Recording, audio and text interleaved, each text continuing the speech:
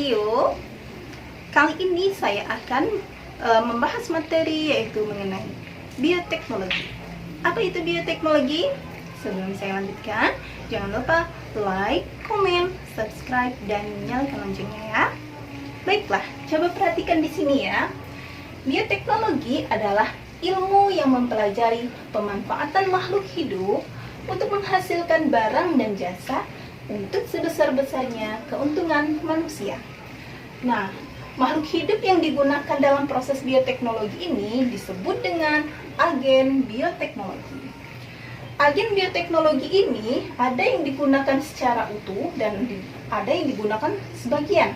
Kalau yang digunakan secara utuh contohnya bakteri, yang digunakan sebagian itu contohnya DNA dan enzim. Bioteknologi kita bagi menjadi dua ya, ada bioteknologi konvensional dan bioteknologi modern. Kalau bioteknologi konvensional ini, ciri khasnya alat yang digunakan sederhana, tanpa peralatan yang canggih. Kemudian menggunakan metode sederhana, tanpa sterilisasi. Barang yang diproduksi sedikit, biasanya menggunakan teknik fermentasi, yaitu prosesnya menggunakan ragi atau bakteri. Nah, untuk bioteknologi konvensional ini, contohnya kita bisa lihat dalam kehidupan sehari-hari ya. Contohnya, misalnya tape. Tape ini adalah fermentasi dengan ragi jamur Saccharomyces cerevisiae.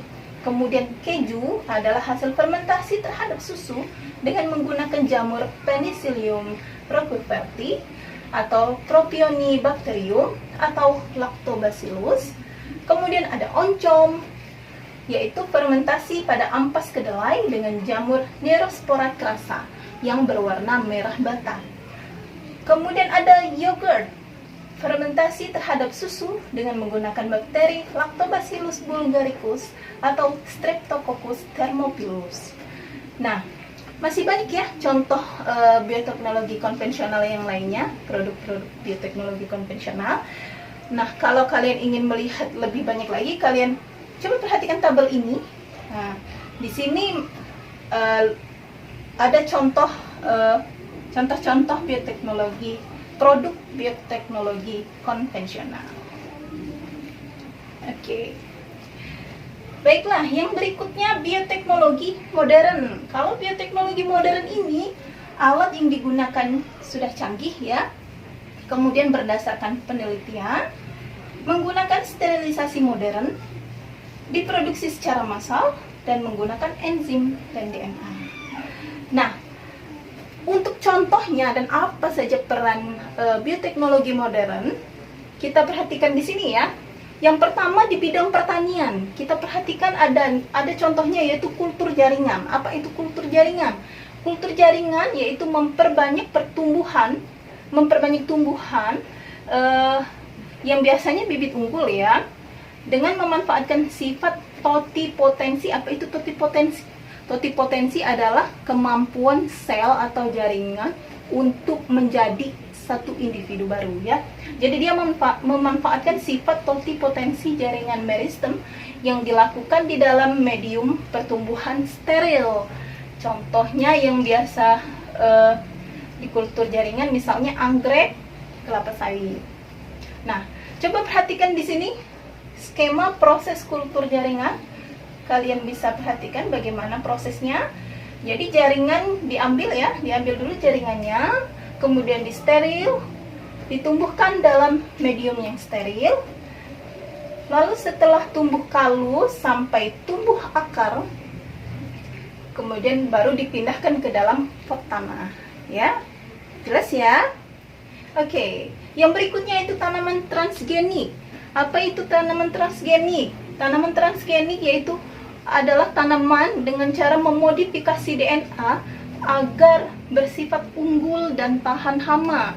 Biasanya tanaman yang sering dibuat menjadi tanaman transgenik yaitu padi, jagung, gandum. Kemudian ada bioinsektisida. Nah, bioinsektisida ini dari Bacillus thuringiensis untuk membasmi hama ulat. Bioinsektisida ini yaitu insektisida yang dibuat berasal dari makhluk hidup. untuk meminimalkan dampak buruk atau dampak negatif dari insektisida yang dibuat dari bahan kimia ya. Kemudian ada di bidang kesehatan. Di bidang kesehatan ini ada yang contoh produknya ada antibiotik ya.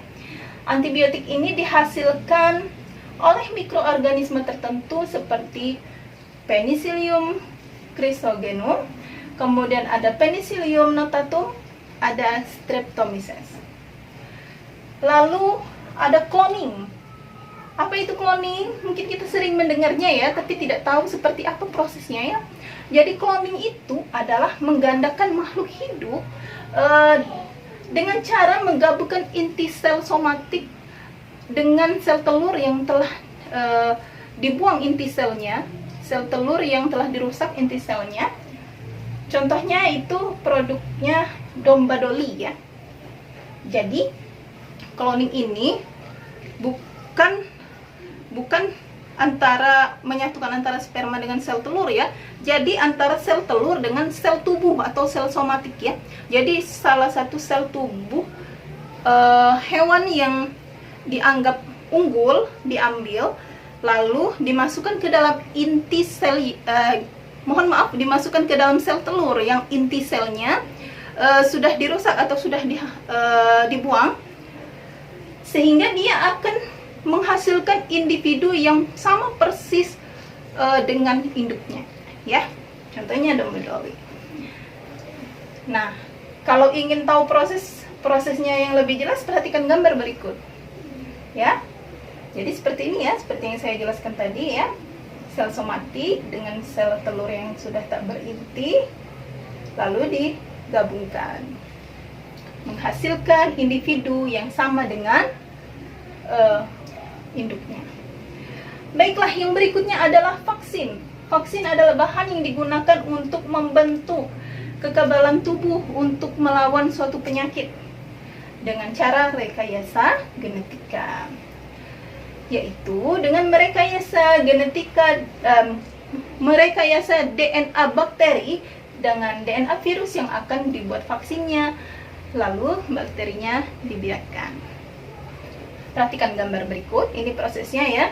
Jadi DNA virus yang akan kita lawan, yang akan kita buat vaksinnya, dimasukkan ke dalam suatu bakteri. Jadi direkayasa bakteri tersebut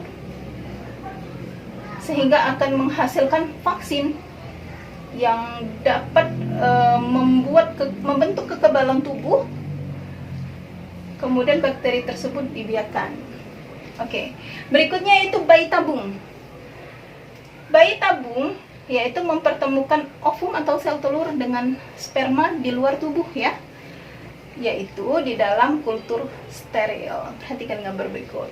Ya, jadi ovum atau sel telur dengan sperma disatukan di luar tubuh, kemudian ia menjadi zigot pada tahap morula, kemudian ditransfer lagi ke dalam rahim ibu.